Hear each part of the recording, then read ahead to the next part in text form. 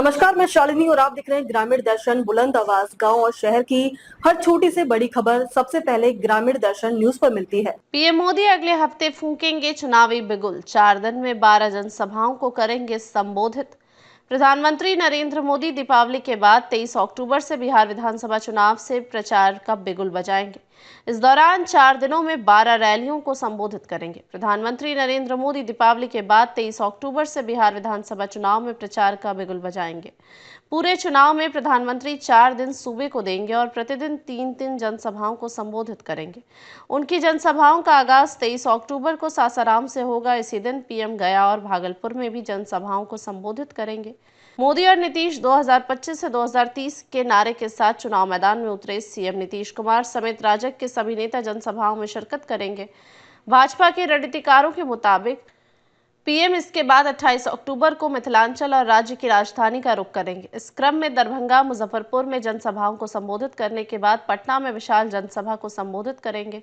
फिर 3 दिन के ब्रेक के बाद पीएम 1 नवंबर को पूर्वी चंपारण, समस्तीपुर, छपरा में और प्रथम चरण की प्रचार की आखिरी तारीख के पहले 3 नवंबर को पश्चिम चंपारण, अररिया और सहरसा में जनसभाओं को संबोधित करें। बढ़ सकती है जनसभाओं की संख्या। भाजपा सूत्रों का कहना है कि चूंकि दूसरे चरण का चुनाव 11 नवंबर को है और पहले चरण के मतदान के बाद 3 दिन का समय बचेगा, ऐसे में जरूरत पड़ी तो प्रधानमंत्री का एक और कार्यक्रम बनाया जा सकता है। हालांकि अब तक 3 नवंबर तक के कार्यक्रम को ही अंतिम रूप दिया गया है। विकास व घुसपैठ होगा मुद्दा। प्रधानमंत्री अपने भाषण में विकास और घुसपैठ को केंद्र में रखेंगे। इस दौरान केंद्र में राजग सरकार के आगमन के बाद राज्य में हुए विकास कार्यों को गिनाएंगे। इसके अलावा सीमांचल सहित कई क्षेत्रों में विदेशी घुसपैठ के कारण बदली जनसंख्यिकी से उत्पन्न खतरे से भी आगाह कराएंगे। प्रधानमंत्री के भाषणों में नारी सशक्तिकरण का मुद्दा भी अहम होगा। खासतौर से केंद्र और राज्य सरकार द्वारा आधी आबादी के स्वरोजगार के लिए शुरू की गई योजनाओं का जिक्र उनके भाषणों में होगा। राहुल गांधी बिहार से दूर पड़ रहा प्रभाव। राहुल गांधी ने चुनाव से पहले वोट चोरी पर तो खूब बवाल काटा, लेकिन अब बिहार में जैसे वह दूर हो गए। कांग्रेस और महागठबंधन पर उसका प्रभाव खराब पड़ा है। बिहार का चुनाव विचारों से ज्यादा टीम मैनेजमेंट का है। महागठबंधन सीटों पर उलझा, टिकटों पर बिखरा और प्रचार पर अटका है।